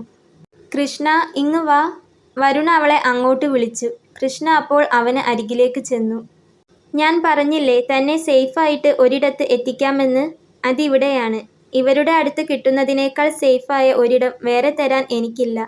പിന്നെ ഞാൻ തന്നോട് പറയാതെ മറച്ചുവെച്ച ഒരു കാര്യമുണ്ട്. അത് എന്താണെന്ന് വെച്ചാൽ ഇത് എൻ്റെ വീടാണ്. വരുൺ അത് പറഞ്ഞപ്പോൾ കൃഷ്ണയൊന്ന് അവനെ അതിശയത്തോടെ നോക്കി. ഇതെൻ്റെ അപ്പച്ചനും അമ്മച്ചിയുമാണ്. ഞാൻ എന്തായാലും രാവിലെ ഡ്യൂട്ടിക്ക് പോകും. ഉച്ചവരെ ക്ലിനിക്കിലും ഉച്ച കഴിഞ്ഞ് ഹോസ്പിറ്റലിലുമാണ്. പിന്നെ തിരികെ എത്താൻ രാത്രിയാവും. അതുവരെ തനിക്ക് കൂട്ടിന് ഇവരുണ്ടാകും. ഒന്നുകൊണ്ടും പേടിക്കേണ്ട കേട്ടോ. തൻ്റെ ഇപ്പോഴത്തെ മൂഡൊക്കെ മാറി പേടിയൊക്കെ മാറിയിട്ട് തൻ്റെ വീട്ടിൽ പോകണമെങ്കിൽ അങ്ങനെ ചെയ്യാം. അമ്മച്ചി, അവൾക്ക് മാറിയുടുക്കാൻ ഡ്രസ്സൊന്നും കാണില്ല. ഞാൻ നായരേട്ടനെ വിളിച്ച് പറഞ്ഞേക്കാം. കാർ ഓടിക്കാൻ മൂപ്പര് വന്നോളും. അമ്മച്ചി ഒന്ന് ഇവളുടെ കൂടെ പോയിട്ട് അവൾക്ക് വേണ്ട ഡ്രസ്സുകൾ എന്തൊക്കെയാണെന്ന് വെച്ചാൽ ഒന്ന് വാങ്ങിച്ചു കൊടുത്തേക്കണം. പൈസ ഞാൻ ഇവിടെ മേശപ്പുറത്ത് വെക്കാം. വേണ്ടത് എടുത്തോളൂ.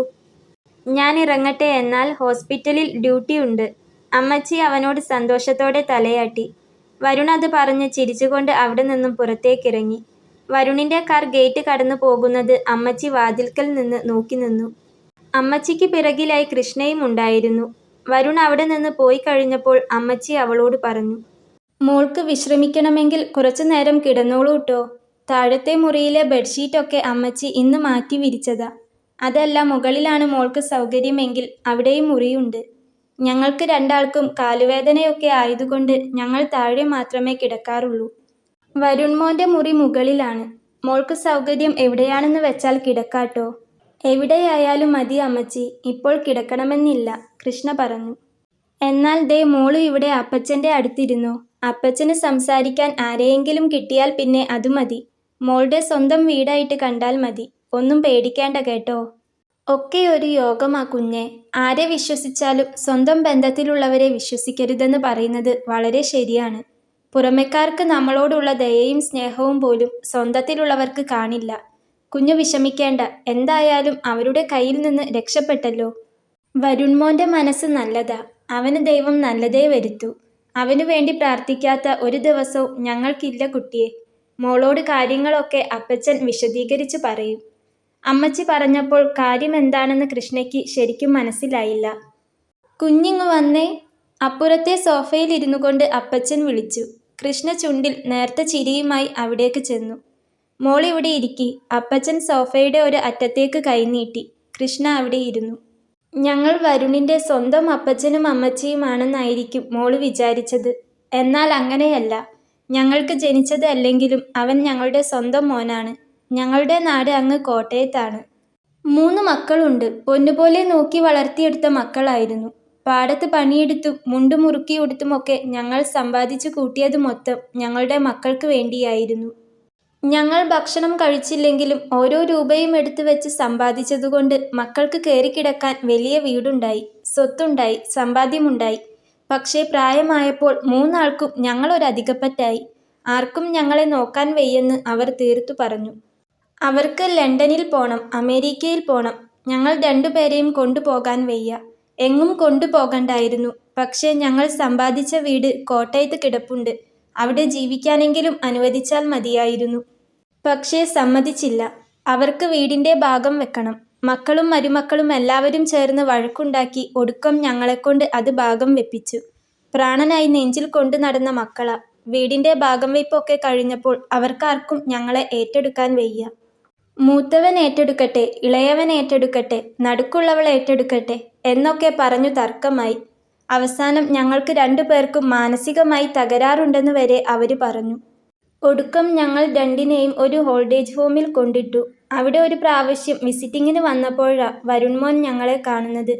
പാവം, അതിന് അച്ഛനും അമ്മയും ഒന്നുമില്ല. ഇടയ്ക്ക് മാനസികാരോഗ്യത്തിൻ്റെ ക്ലാസ് എടുക്കാനും മറ്റുമായി മോൻ അവിടെ വരും. എന്തോ അവനെ കാണുമ്പോൾ എനിക്ക് മനസ്സിന് ഒരു ആശ്വാസമാണ്.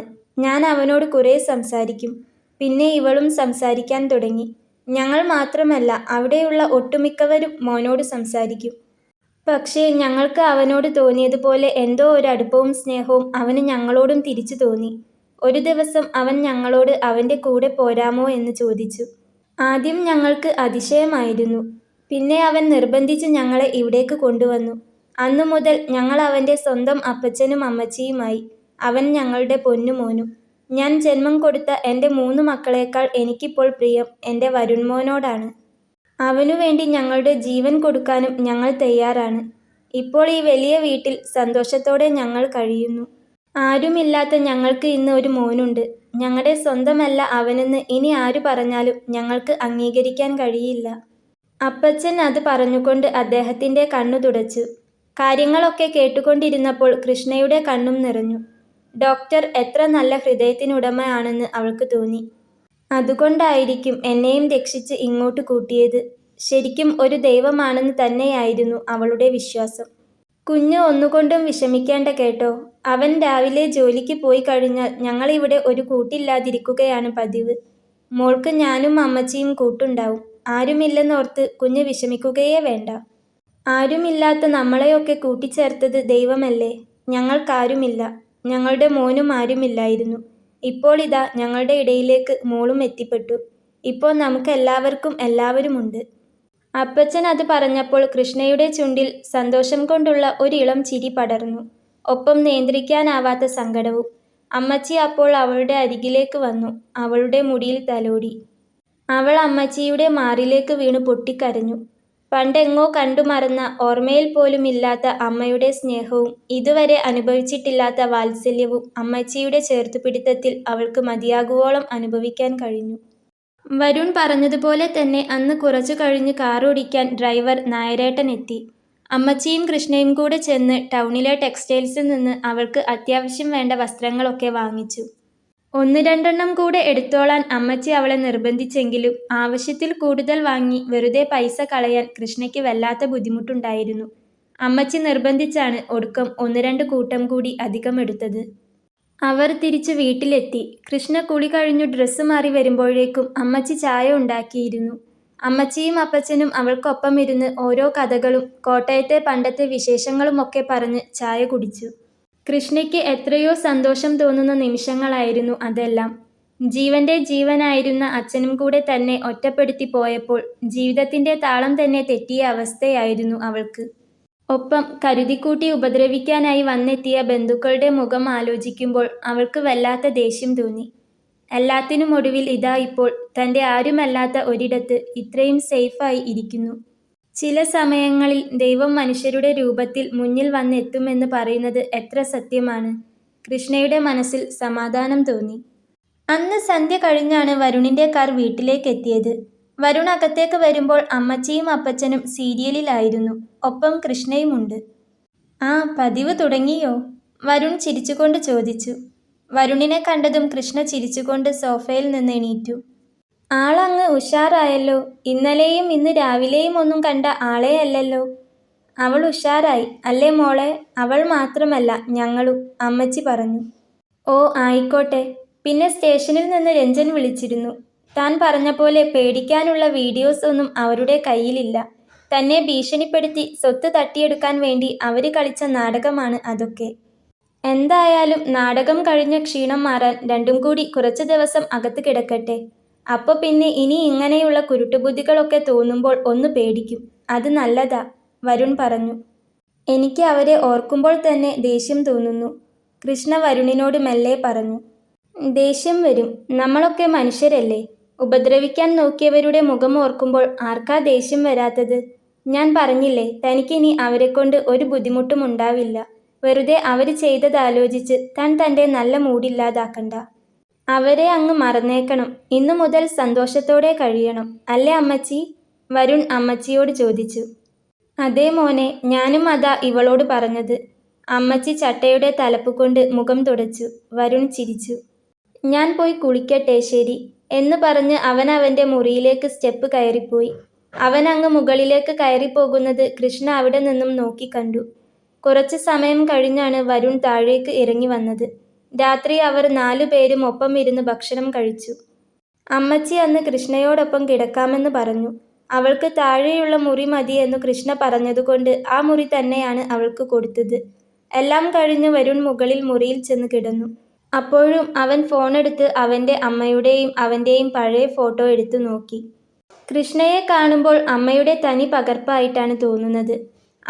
അമ്മയുടെ മോൻ ഇന്നുവരെ ആർക്കും ഒരു ദ്രോഹവും ചെയ്തിട്ടില്ല. അതൊരു പാവം കുട്ടിയാ അമ്മേ. സന്തോഷത്തോടെ ഇരിക്കട്ടെ. കുറെ സമ്പാദിച്ചു കൂട്ടിയിട്ട് നമ്മളെല്ലാവരും പോകുമ്പോൾ അതൊന്നും കൊണ്ടുപോവില്ലല്ലോ. ആരുമില്ലാതായിട്ടും ഞാൻ പഠിച്ച് ഈ നിലയിൽ എത്തിയില്ലേ? ഒരു നല്ല ജോലി സമ്പാദിച്ചില്ലേ? ദൈവം എന്നോട് ഇത്രയൊക്കെ കൃപ കാണിച്ചില്ലേ? അതിൽ 1% ഞാൻ തിരിച്ചു മറ്റുള്ളവരോട് കാണിക്കട്ടെ.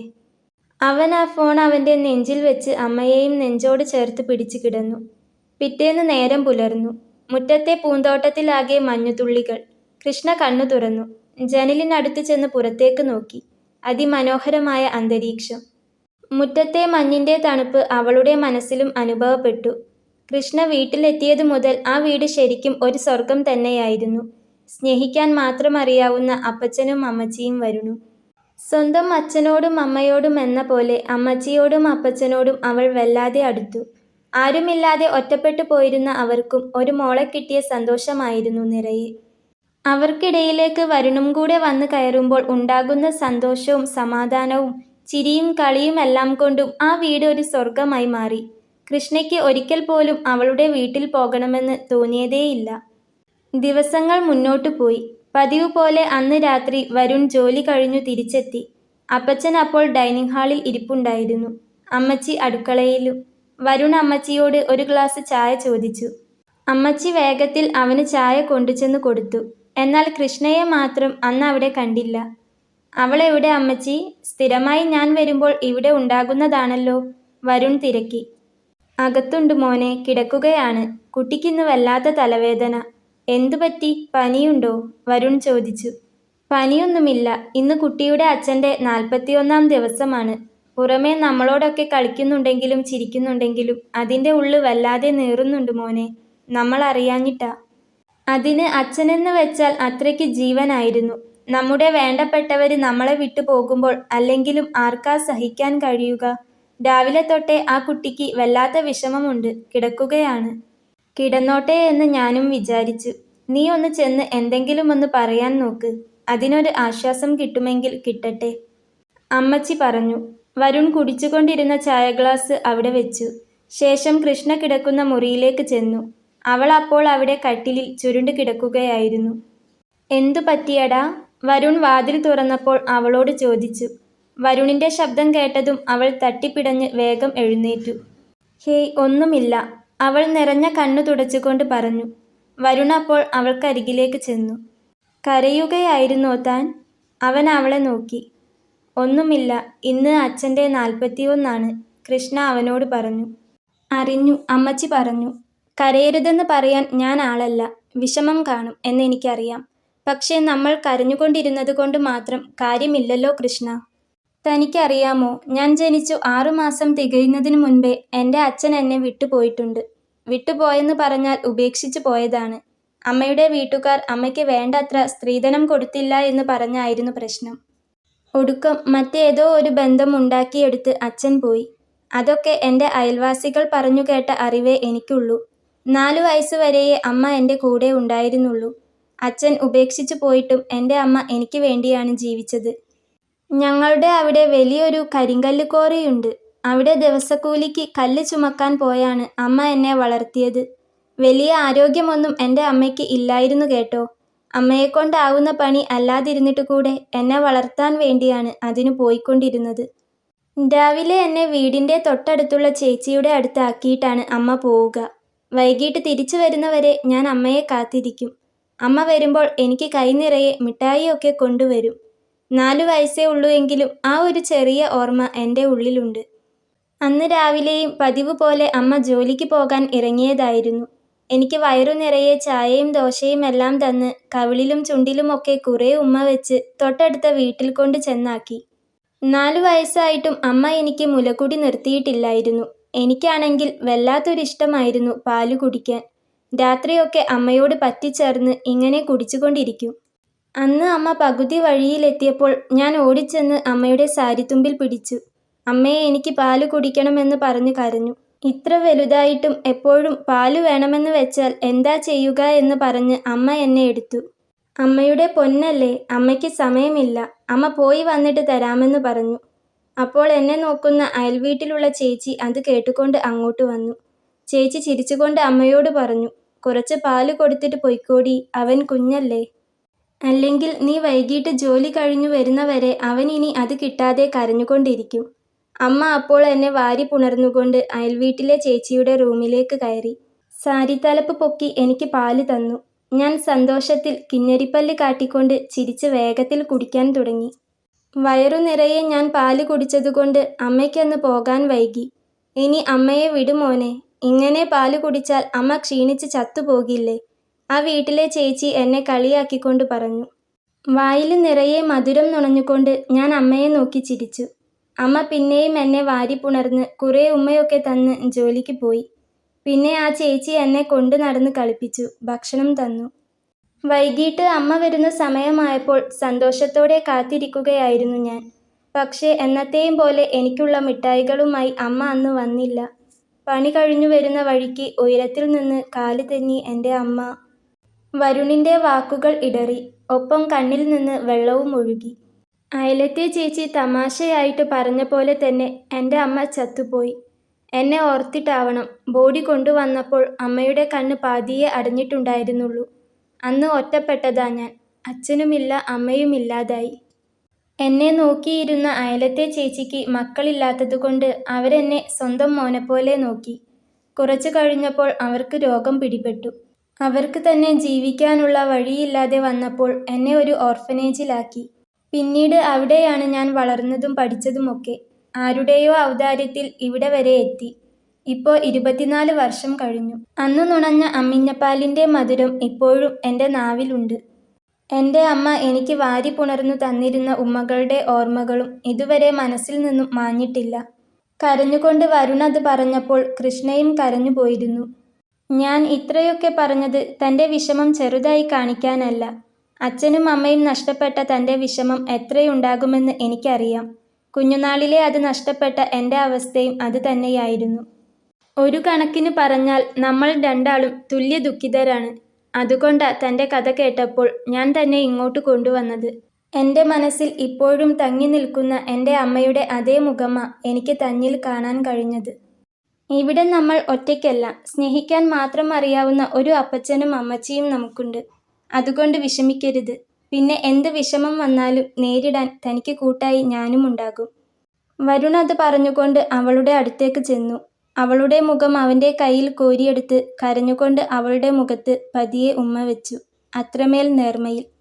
പൊട്ടിക്കരഞ്ഞുകൊണ്ട് കൃഷ്ണ അപ്പോഴേക്കും അവൻ്റെ നെഞ്ചിലേക്ക് ചാഞ്ഞു കഴിഞ്ഞിരുന്നു. അവൻ അവളെ ചേർത്ത് പിടിച്ചു.